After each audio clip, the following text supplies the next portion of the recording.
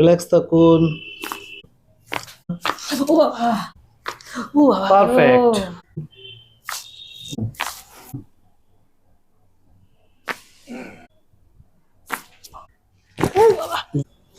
বাবা গো।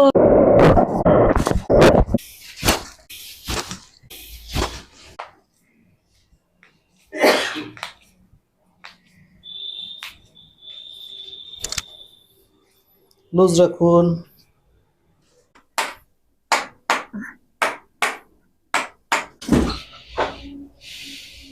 একদম রিল্যাক্স থাকুন, রিল্যাক্স থাকুন।